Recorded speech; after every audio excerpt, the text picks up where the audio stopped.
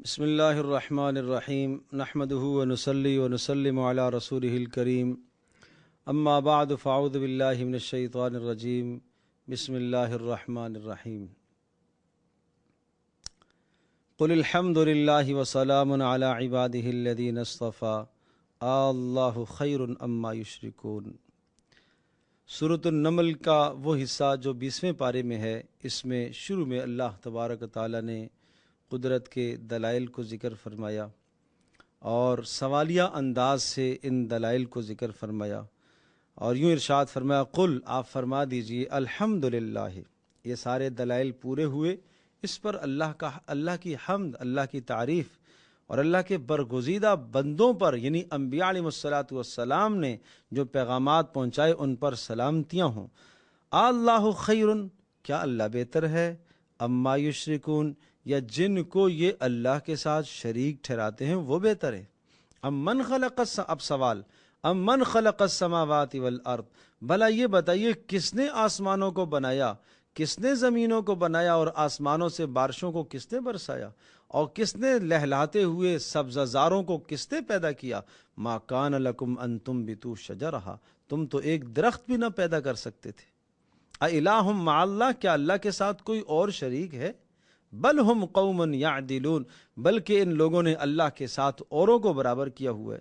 امن جعل الارض قرارا، بتاؤ اس زمین کو قرار کس نے بخشا ہے، اور اس زمین کے اندر سے نہریں کس نے چلائی ہیں، اور زمین میں پہاڑوں کو کس نے گھاڑا ہے، اور میٹھے اور کھارے پانی کس نے پیدا کیے ہیں، اور میٹھے اور کھارے کے درمیان میں پردے کس نے حائل کیے ہیں۔ اِلٰہ مع اللہ، کیا اللہ کے ساتھ کوئی اور ہے؟ تم سمجھتے نہیں ہو۔ امن یجیب المضطر اذا دعا، جب مشکل میں پھنس جاتے ہو، اس مشکل میں تمہیں کون نکالتا ہے اس مشکل سے؟ وَيَكْشِفُ السُّوءَ وَيَجْعَلُكُمْ خُلَفَاءَ الْأَرْضِ، اس اللہ نے تمہیں اپنے آباء و اجداد کا نائب بنایا ہے۔ اِلٰہ مع اللہ، کیا اللہ کے ساتھ کوئی اور ہے؟ امن یہدیکم فی ظلمات البر والبحر، کون تمہیں اس دنیا کے اندر راستے دکھاتا ہے؟ سمندروں میں راستے تمہیں کون دکھاتا ہے؟ خشکیوں میں تمہیں راستے کون دکھاتا ہے؟ وَمَن يُرْسِلِ الرِّيَاحَ بُشْرًا بَيْنَ يَدَيْ رَحْمَتِهِ، اور کون ہے جو ہواؤں کو بھیجتا ہے بارشوں سے پہلے، اور جو ہوائیں آتی ہیں تو تم خوش ہو جاتے ہو۔ اِلٰہ مع اللہ، کیا اللہ کے ساتھ کوئی اور شریک ہے؟ بلند و بالا ہے اللہ ان تمام باتوں سے جو یہ اللہ کے لیے ثابت کرتے ہیں۔ امن یبدأ الخلق ثم یعیدہ، بھلا بتاؤ پہلی بار کس نے پیدا کیا، کون دوبارہ زندہ کرے گا؟ جو اللہ پہلی بار پیدا کرے گا وہی دوبارہ بھی زندہ کرے گا۔ وَمَن يَرْزُقُكُم مِّنَ السَّمَاءِ وَالْأَرْضِ، آسمان اور زمین سے روزیاں تمہیں کون دیتا ہے؟ کیا اللہ کے سوا کوئی اور یہ سارے کام کر سکتا ہے؟ یقیناً نہیں کر سکتا، اللہ ہی کرنے والا ہے، اللہ ہی کرنے والا ہے۔ تو پھر انہیں سمجھنا چاہیے، اللہ کی بندگی پر انہیں آ جانا چاہیے۔ پھر کچھ قیامت کے احوال اور قیامت کی نشانیوں کو ذکر فرمایا، قرب قیامت کی نشانیوں کو، اور جب سور پھونکا جائے گا تو اس وقت کے کیا حالات ہوں گے۔ پھر جو ایک نیکی لے کر آئے گا اس کے بدلے میں اس کو 10 نیکیاں عطا فرمائی جائیں گی۔ سورۃ القصص، یہ وہ سورہ مبارکہ ہے سورہ طٰہٰ کی طرح، اس میں بھی موسیٰ علیہ الصلوۃ والسلام کا واقعہ بڑی تفصیل سے ہے، اور در حقیقت یہاں جو موسیٰ علیہ الصلوۃ والسلام کا واقعہ ہے، اس کو بڑے ایک عجیب انداز سے اللہ نے واقعے کو ذکر فرمایا، اور اس واقعے سے سمجھایا جا رہا ہے کہ اس دنیا کا نظام تدریجاً ہوتا ہے۔ ایسا نہیں ہے کہ آج آپ نے خیر کی، کسی کو دعوت دی اور مخالفت آئی اور اللہ کا عذاب آن پڑے، ایسا نہیں ہے، تدریجاً اللہ کا نظام ہے۔ حضرت موسیٰ علیہ الصلوۃ والسلام کے واقعے کو اس طرح سے ذکر فرمایا، نتلو علیک من نبأ موسیٰ وفرعون بالحق، ہم آپ کو موسیٰ کا قصہ اور فرعون کا قصہ ٹھیک ٹھیک سنا رہے ہیں۔ کیا قصہ ہے؟ ان فرعون علا فی الارض، فرعون نے زمین میں سرکشی مچا رکھی تھی، اور مصر والوں کو اس نے کمزور کر رکھا تھا، یعنی بنی اسرائیل کو، اور ان کی اولادوں کو قتل کیا کرتا تھا، اور ان کی بچیوں کو زندہ چھوڑتا تھا، اور اس لیے چھوڑتا تھا تاکہ ان کو لونڈیاں بنائے۔ انہ کان من المفسدین، بے شک بڑا فسادی قسم کا انسان تھا۔ تو پھر کیا ہوا؟ اللہ نے 5 دعوے ذکر فرمائے۔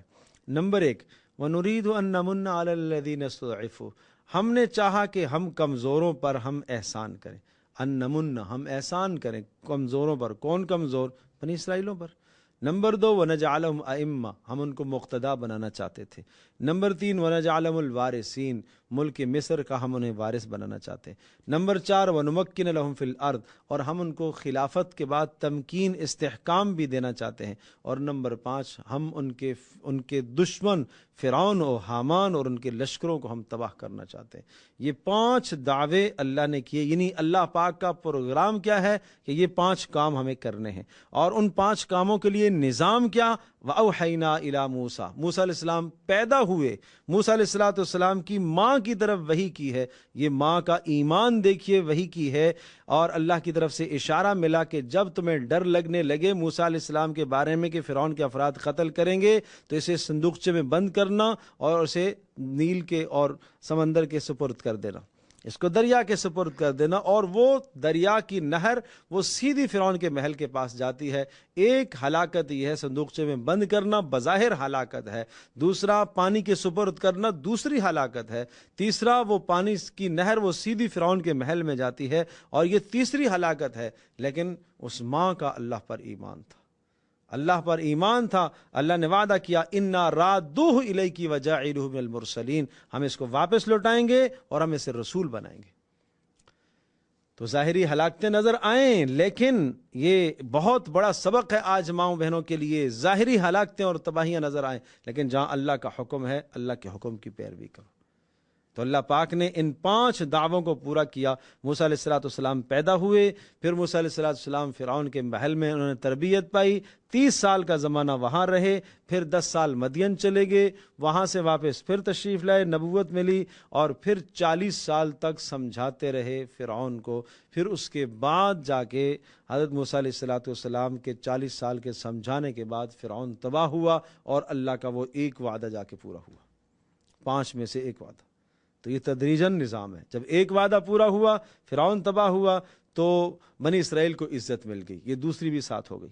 تیسرا یہ وارث بھی بن گئے، اور پھر اس کے بعد جو ہے مقتدی بھی بن گئے، اور پھر جو چوتھا آخری 5واں وعدہ تھا کہ ہم استحکام آپ کو دینا چاہتے ہیں، وہ جا کے حضرت یوشع علیہ السلام کے زمانے میں ہوا۔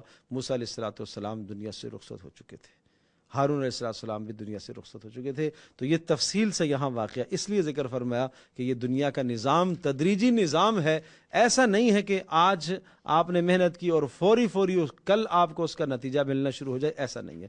اور پھر آخر میں اس صورت میں ایک قصہ اور ہے، حضرت موسیٰ علیہ السلام کے خاندان کا ایک شخص قارون، جو صاحب مال تھا اور جس کو ہر قسم کی دنیا کی نعمت سے اللہ نے نوازا ہوا تھا، اور موسیٰ علیہ السلام نے ان سے یہ مطالبہ کیا کہ اللہ کے دیے ہوئے میں سے کچھ خرچ کرو، لیکن وہ یہ کہنے لگا انما اوتیت علی علم عندی، یہ تو میری ذاتی صلاحیت ہے۔ آج کا مالدار بھی اگر یہی نظریہ قائم کرے کہ یہ میرا کمایا ہوا مال، یہ میری ذاتی محنت ہے، یہ میری ذاتی صلاحیت ہے، تو یہ وہی سوچ ہے جو قارون کی سوچ ہے، جو قارون نے کہا تھا۔ اور جو ایسی سوچ کا مالک ہوتا ہے کہ یہ میری ذاتی صلاحیت ہے، میری ذاتی محنت ہے، اس کو اللہ کی طرف وہ متوجہ نہ کرے، اللہ کی طرف اس کو منسوب نہ کرے، تو اللہ پاک ان تمام کی تمام نعمتوں کے ہوتے ہوئے اللہ پاک اس کو ذلیل و رسوا کر دیا کرتا ہے۔ اس کے بعد سورۃ العنکبوت ہے۔ سورۃ العنکبوت کا بنیادی طور پر جو مضمون ہے، وہ مضمون اس دنیا میں مصائب، آلام، پریشانیاں اہل ایمان پر آتی رہے گی، اور یہ اس وقت کی بات ہے جب رسول اللہ صلی اللہ علیہ وسلم پر ایمان لانے والے صحابہ کرام رضی اللہ عنہم اجمعین جب آلام اور پریشانیاں اور مصائب سے گزر رہے تھے، تو حبشہ کی طرف ہجرت ہو رہی تھی، اور اس وقت کچھ لوگوں نے کہا اللہ کے رسول سخت پریشانیاں ہیں، سخت مصائب ہیں، اور ان مصائب سے ہم گزر رہے ہیں، ناقابل برداشت بات ہو گئی ہے۔ اس وقت یہ آیات نازل ہوئی، احسب الناس ان یترکوا ان یقولوا آمنا وهم لا یفتنون، کیا صرف اتنی بات کہہ لینے سے کہ ہم ایمان لائے تمہاری جان چھوٹ جائے گی؟ کیا تمہیں آزمایا نہیں جائے گا؟ وَلَقَدْ فَتَنَّ الَّذِينَ مِن قَبْلِهِمْ، ہم نے تو پہلوں کو آزمایا ہے۔ کیوں آزمایا ہے؟ فَلَيَعْلَمَنَّ اللَّهُ الَّذِينَ صَدَقُوا وَلَيَعْلَمَنَّ الْكَاذِبِينَ، یہ اس لیے آزمایا تاکہ ہم کھرے اور کھوٹے کی پہچان کریں، لوگوں کے سامنے لائیں کھرا کون ہے، کھوٹا کون ہے، ایمان میں سچا کون ہے، ایمان میں کچا کون ہے۔ اللہ تو سب کو جانتا ہے، اللہ تو دل کے حالات کو جانتا ہے، لیکن تاکہ ہم ظاہر کریں۔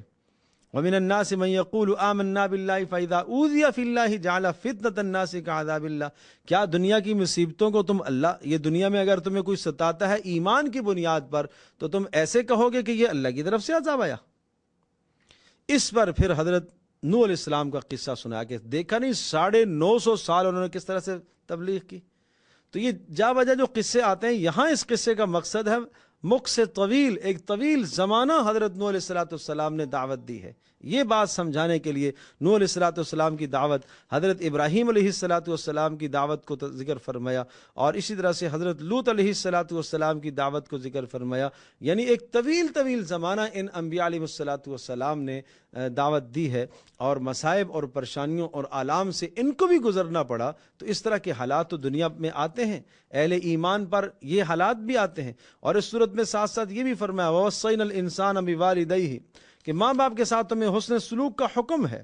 لیکن وَإِن جَاهَدَاكَ لِتُشْرِكَ بِي مَا لَيْسَ لَكَ بِهِ عِلْمٌ فَلَا تُطِعْهُمَا کہ اگر تمہیں وہ اللہ کی نافرمانی کا حکم دے تو ہرگز اطاعت نہیں کرنی. حضرت سعد رضی اللہ تعالیٰ عنہ کی والدہ مسلمان ابھی نہیں ہوئی تھی، اور سعد مسلمان ہو گئے، اور سعد کے کہنے لگی کہ میں بھوکی مر جاؤں گی اور لوگ تجھے ماں کا قاتل کہیں گے، کچھ نہیں کھاؤں گی، کچھ نہیں پیوں گی، اس لیے کہ محمد کا دین تو چھوڑ دے، اگر نہیں چھوڑے گا تو میں بھوکی مر جاؤں گی. سعد پریشان ہوئے، رسول اللہ صلی اللہ علیہ وسلم کی خدمت میں آئے، اللہ کے رسول میری ماں نے تو یہ کہا ہے. تو اس پر یہ آیات نازل ہوئیں. ان آیات کے نازل ہونے کے بعد کہ اگر تمہیں ماں باپ اللہ کی نافرمانی کا حکم دے ہرگز اطاعت نہیں کرنی ہے. تو سعد نے کہا اماں آپ کھائیں یا نہ کھائیں، آپ ایک نہیں 100 جانیں بھی آپ کی نکل جائیں، جب بھی میں محمد صلی اللہ علیہ وسلم کا دامن اب نہیں چھوڑ سکتا. اس استقامت کی وجہ سے اللہ نے سعد کی والدہ کو بھی ایمان کی توفیق عطا فرمائی. جب انسان کسی جگہ پر استقامت اختیار کرتا ہے، ڈٹ جاتا ہے، حق پر ڈٹتا ہے، اللہ تبارک و تعالیٰ دوسروں کی ہدایت کے لیے راستے کھولتے ہیں. تو یہ گھر میں بہت بڑا پیغام ہے اہل خانہ کے لیے کہ جس گھر کا ایک فرد اگر دین میں لگ گیا ہے اور باقی مشکلات کر رہے ہیں تو اس کے لیے حضرت سعد رضی اللہ تعالیٰ کی زندگی ایک بہترین نمونہ ہے. اللہ پاک ہم سب کے لیے سمجھنا عمل کرنا